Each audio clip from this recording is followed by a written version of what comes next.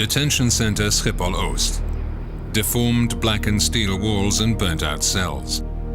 Silent witnesses of a tragedy in which 11 people died, suffocated in the smoke while locked up in their cells. Could this catastrophic fire, which started in a cell, have been prevented? Could the lives of the cell occupants have been spared? Did the emergency services function properly? And did the building live up to all demands? And why was sufficient use not made of the available reports and recommendations on the subject of fire safety in the detention center? Since February 2005, there's been a single independent board investigating possible causes of accidents and disasters. The Dutch Safety Board, with its chairman, Professor Peter van Vollenhoven. The goal of the investigations of the board is to learn as much as possible from the investigated accidents so that future disasters can be prevented or their consequences limited. After 11 months of investigating the fire at Detention Center Schiphol-Oost, the board now presents its conclusions and recommendations. The investigation covers the building's complete history from the initial development of the detention center until now. Detention Center Schiphol-Oost was built in 2002 and consists of a long corridor with A to H wings built crosswise. Each wing is designed to incarcerate specific groups of detainees. Steel containers were used as the basis for the cells. J and K wing were the last wings to be built and were finished by the end of 2003. The board's investigation shows that insufficient action was taken during the building of these wings after recommendations resulting from previous investigations into the fire safety in the detention center. The area of J and K is considerably larger than that allowed by existing building regulations. Each wing could not exceed 500 square meters. However, J and K wing were 850 square meters. The board concludes. The Custodial Institutions Agency did not draft a program of requirements for J and K wings, even though they differed significantly from the other wings. The DJI paid insufficient attention to the additional risks involved to both detainees and staff in case of fire. The Government Buildings Agency did not fulfill its responsibilities regarding a fire-resistant building. J and K wing did not meet the specifications of the building regulations.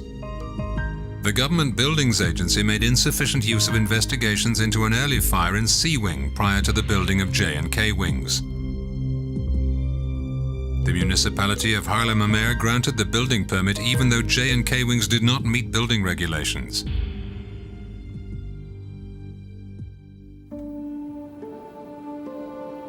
October 26, 2005. The detention center holds 298 occupants. They're guarded by 13 officers, 7 working for DJI, 4 members of the Royal Military Police, KMA, and 2 employed by security company Securicor. 85 people are present in wings J and K at that moment. They are all illegal aliens awaiting deportation from the Netherlands. All wings of the detention center have control rooms for the guards which are occupied 24 hours a day, except for those in J and K wings, which are unmanned during the night. At 23:55 hours that evening, a fire alarm went off at the Royal Military Police switchboard. The system indicated that the alarm came from K wing. On arrival at the KMA switchboard, the fire alarm was relayed automatically to the Custodial Institutions Service switchboard, where the code 5002 appeared on the display. The guards incorrectly conclude that the fire alarm originates in D wing. By means of a walkie-talkie, they contact their colleague in D wing, but he reports that there is no fire. The KMA does assume that there's a fire in wing K. A member of staff in A wing is alerted. He informs his colleague in D wing, who informs his colleague in C wing. The guards of C and D wing run to K wing. 2 minutes after the initial fire alarm, they arrive in K wing. 3 minutes after that initial alarm, it's automatically relayed to the fire brigade. This delay has been incorporated into the system to prevent false alarms. The board concludes. On the request of the DJI, a 3-minute delay is incorporated in the detention center's fire alarm system. The fire brigade was not formally consulted about this delay. Because of this lack of information, the fire brigade could not anticipate the incorporated delay by means of an adjusted policy for the detention center. The incorporation of the delay also meant a violation of the building permit, which assumes automatic transference of any fire alarm within the center. The fire broke out in cell 11 on the left-hand side at the back of K-Wing. 1 minute after the automatic alarm, the occupant of the cell pushed the intercom. The first guard to arrive tries to open the cell door, but fails. A colleague assists him. When the door opens, a large quantity of thin black smoke emerges from the cell. The occupant of the cell falls through the doorway. The cell door remains open while he's being rescued. The guards are not certain if another occupant is present in cell 11. You're seeing pictures of a fire test conducted by the board. A few seconds after opening the cell door, a second cloud of smoke gases emerge from the cell, spreading into the direction of the entrance to K-Wing via the ceiling.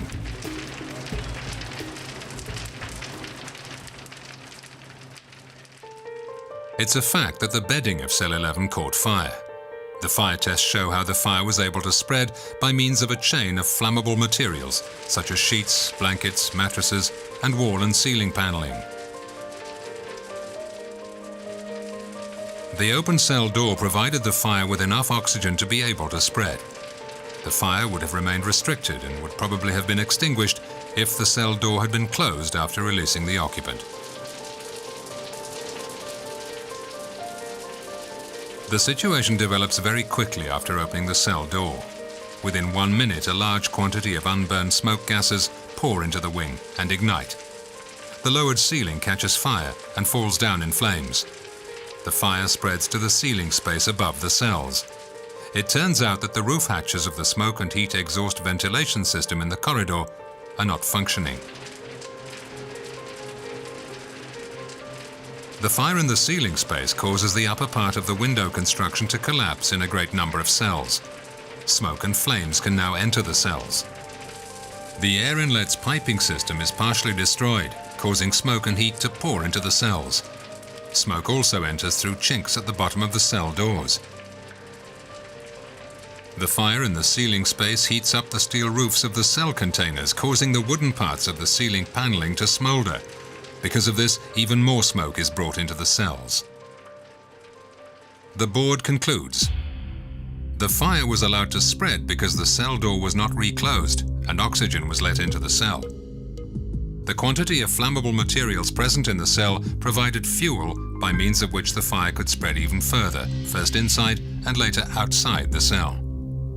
Smoke and heat were not extracted because the roof hatches were non-functional. This fact interfered with the rescue attempts of the guards and made it impossible to open all the cell doors. The specific construction of the roof of the detention center allowed the fire to extend into the other cells and the corridor. After releasing the occupant of cell 11, the guards start to open the doors of the other cells. They start at the entrance to K-Wing and work their way towards cell 11. The duty officer hastens to assist and opens the emergency door in the end wall of K-Wing. Unfortunately, this fans the fire, and so entrance from this side becomes impossible. From the opposite side, the rescue operation becomes increasingly difficult. Within 1.5 minutes, the entire corridor is filled with smoke. 1 minute after that, the smoke emission is so strong that the guards must discontinue the rescue operation. At that moment, they're within 8 meters of cell 11 and have opened 21 of the 26 cells. Cells 9, 10, 12, 13 and 14 remain closed. There are 2 occupants of each cell. The 11th victim is in cell 5, far away from the seat of the fire. All victims die of carbon monoxide poisoning.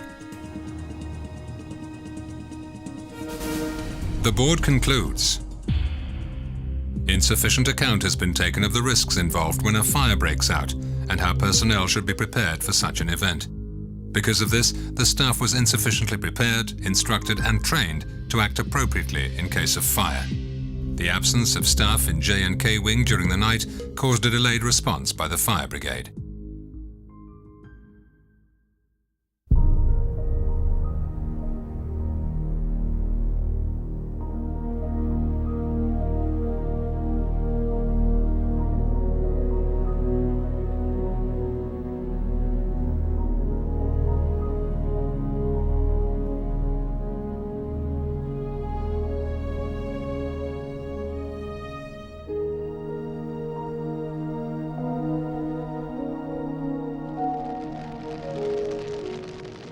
According to the directives for detention centres, the fire brigade must be present within 15 minutes of the initial alarm. 3 minutes and 12 seconds after the initial alarm, the fire brigade receives an alert. Almost 11 minutes later, the first fire engines arrive at the detention centre. This exceeds the standards for response time. The fire brigade incorrectly assumes that both entrances to the detention centre are operational. They choose the old entrance, number 1, which is no longer operational. It's a sluice with 2 gates. The second gate cannot be opened because it's been locked with a chain. The fire brigade is then guided to the correct entrance, but can't back up because the Royal Military Police cars have pulled up behind the fire engines. New problems arise inside the sluice of the correct entrance. The first gate can't close because there are too many cars inside the sluice. In detention centres, there's a prerequisite that the first gate must be closed before the second gate is opened. At 0:15 hours, the first fire engines have access to the terrain. The firemen want to open the emergency door of J-Wing, but it's been locked.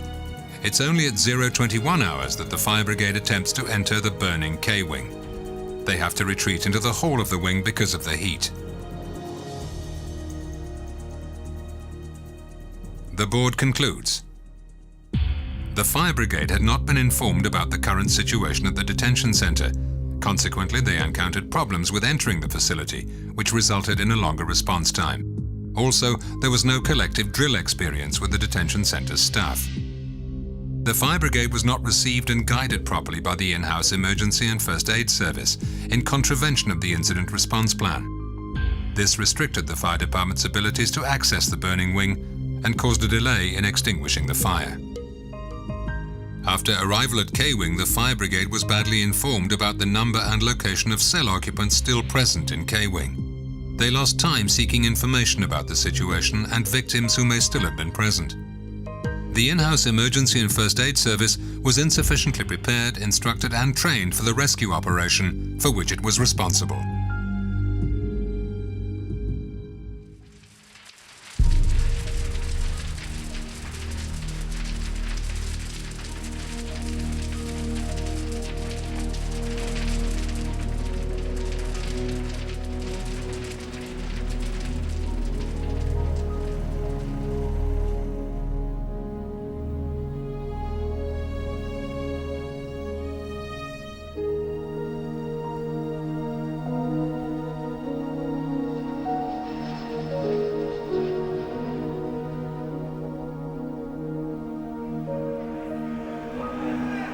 After being released, detainees are evacuated to the adjacent J-Wing. Some of them try to force the emergency door of that wing in order to escape outside. Panic ensues among occupants of J-Wing who are still locked inside their cells. The guards attempt to move the occupants of K-Wing to the recreation room and exercise cage of J-Wing. After reinforcements arrive, they succeed in conducting both the occupants of J and K-Wings into the recreation room and exercise cage of J-Wing. The KMAR called in for assistance banged their truncheons on the furniture a couple of times during the process, and in one instance, a KMAR officer drew his gun. The detainees can see the fire from the exercise cage. Many of them find this threatening, and while the fire continues to spread, a number of them unsuccessfully attempt to escape. Some try to destroy the bars of the exercise cage and throw chairs and billiard balls at the guards. The guards start to evacuate the exercise cage from approximately 0:45 hours. The detainees were handcuffed in pairs and brought to a larger exercise cage near H-Wing. The board concludes. The occupants of K-Wing were moved to J-Wing instead of across the hall to A-Wing as stated in the evacuation plan. Because of the evacuation to J-Wing, the occupants continue to be confronted with the fire. As a result of this, the detainees experienced feelings of fear for an unnecessary long period of time. The detainees were not properly informed about the situation during the fire and their subsequent transfer to other detention centres. At 01:20 hours that night, it's decided that the occupants must be moved to other penitentiary institutions. 1.5 hours later, the guards start the evacuation of the detention centre. All detainees are assessed by medical personnel before being transferred to another location. The board concludes. There was no plan of action for the evacuation of all detainees to other penitentiary facilities. During the evacuation, there was too little attention paid to breathing problems of the detainees. The large influx into other facilities compromised the quality of accommodation and aftercare. The care was too dependent on ad hoc measures. Both the site director and DJI had no clear overview of which detainees had been transferred to which detention centers.